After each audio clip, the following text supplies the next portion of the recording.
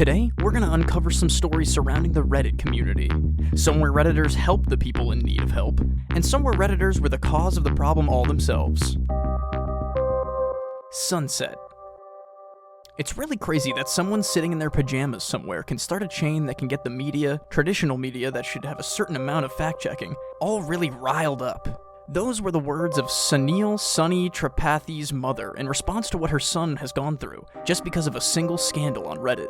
The story actually starts on March 16th, 2013, when Sunil Tripathi had gone missing. Sunil had been going through depression for several years. He was said to have a ready smile every second as a jovial boy in his teens, but things started to take a toll on his mental health soon, which only escalated deep down. The very next month, on April 15th, a domestic terror attack took place where two 20-something age teenagers detonated two homemade pressure cooker bombs right before the finish line of the Boston Marathon. The attack killed 3 people, injured hundreds, and resulted in about 17 people losing their limbs completely. And then soon, the photos of Sunil Tripathi started to float on Reddit, with the post targeting him as one of the attackers. The post gained widespread support from the fellow Redditors, and within days, Sunil was declared the attacker by the Reddit community, resulting in hate comments directed at him and negative responses toward him. What followed next was Sunil's body being found in Rhode Island on April 25th. The police, upon further investigation, didn't suspect any foul play from the young lad. No charge sheet was ever filed against him. When the news broke out of his suicide, later attempts were made to dive deep into his story, eventually revealing the story of his depression. The family, especially the father and the mother, still can't seem to get over the suicide of their youngest child, and can never forget the anxiety they felt when such hateful comments and fake allegations were taking place over the internet. Grateful Doe. Photos of a guy nicknamed Grateful Doe, or John Doe, by the internet community started to surface on the internet in early 2015. About 20 years ago, in 1995 actually, Michael Higger took up a hitchhiker in his van somewhere between Fairfax and Gloucester, Virginia. Soon enough, the car crashed into a tree, killing both the young men. Michael Higger was soon identified, but the police were unable to name the guy next to him. His face was severely damaged, and so were his fingerprints, which was the reason the police were unable to track the guy. The unnamed hitchhiker had a ticket in his pocket for the concert of the Grateful Dead, which was going to happen at Robert F. Kennedy Memorial Stadium in Washington, D.C. Authorities were able to trace the ticket to a Pennsylvania man who was a ticket reseller. The tracked man, unfortunately, was unable to recall the details of the trade. The unidentified man was a great fan of the Grateful Dead rock band, which was evident through his sense of clothing, the ticket, and other evidence the police were able to obtain. The Higger family, too, was unable to identify the man, confirming he might have been a complete stranger to them. The police, through the ticket, theorized that the two must be fans of the same band and thus befriended on their way to the concert, with the hitchhiker asking him for a ride. A facial reconstruction was soon released, and then again in 2012, but the former was unsuccessful, and the latter ruled in at least 221 missing people as potential victims. In early 2015, the case started to spread on the social media website with the name Grateful Doe. Redditor Layla Betts soon found the case online and out of curiosity started to dig deep into it. She started a subreddit where like-minded curious people helped her in solving the case. Eventually, photo reconstructions and a chance message from someone who turned out to be the victim's former roommate led Jason Callahan's mom, who confirmed her son went missing after he left to follow the Grateful Dead tour in 1995. The police then did a DNA confirmation, which led to a complete match.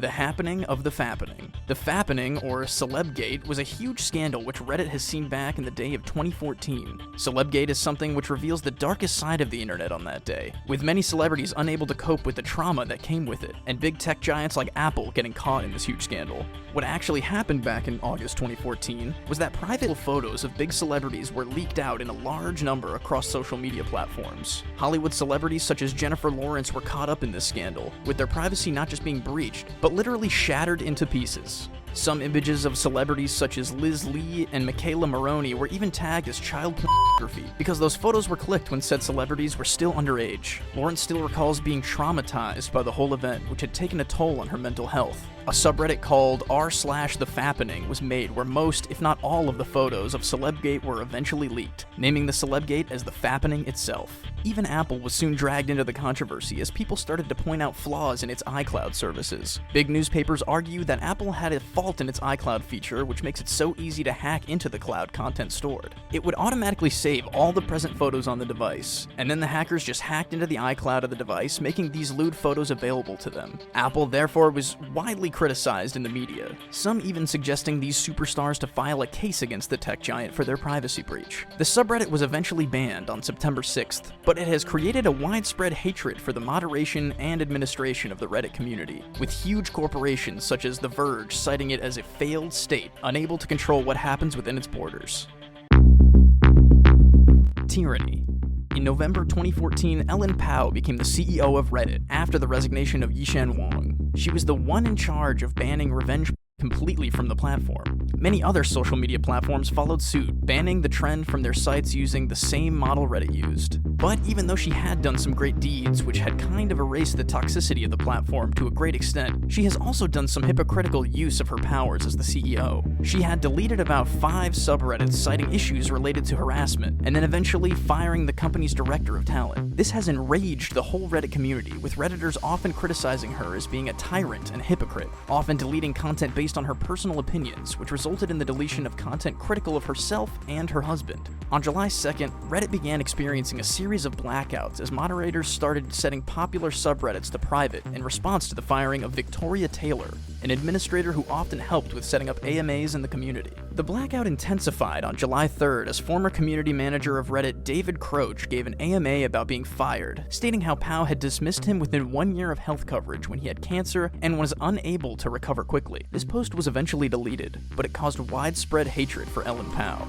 A Change.org petition was eventually created to remove Pao as the CEO of the company, which reached about 200,000 signatures. She posted a response on July 3rd and an extended version on July 6th, apologizing for her bad communication and not delivering on her promises. On July 10th, she resigned as CEO, replaced by the co-founder and ex-CEO Steve Huffman.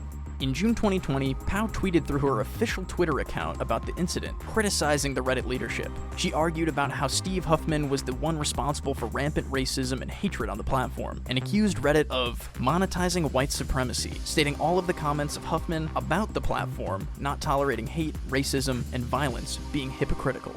Even though Reddit is just a social media platform, anything and everything is happening on it or going viral, which also has a greater impact on the real world too. Many people have said to have lost their real-world jobs only because they posted something on Reddit which has gone viral, and then the personal details of their user is leaked out. Today, Reddit, just like any other enormous social media giant, is largely connected with the happenings of the real world. For example, on the 18th of October 2011, an IT manager submitted a post on r/GameSwap offering to trade 312 game codes which were given to him for the game Deus Ex Human Revolution. However, his personal details such as his phone number and email ID were leaked, resulting in him getting about 138 blackmail calls asking him for codes, and also resulting in his company firing him soon enough.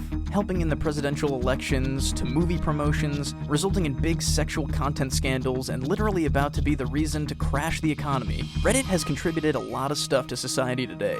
Reddit is one of the biggest social media platforms, and it frequently results in real-world implications of tiny mishaps, which frequently take place on the internet. Reddit has come a long way in its journey, and will most probably continue to do so, since it's nowhere near at its end right now. Its time of reign has just started. However you might see this, it's always crazy to believe what started in a little brainstorming session has resulted in such a huge impact on the internet. Reddit today is used by millions of users, and it surely is an impact on their daily lives, whether it's just reading the news over the platform or losing their job. And that's how Reddit has continued to evolve and have an impact on society over the last few years.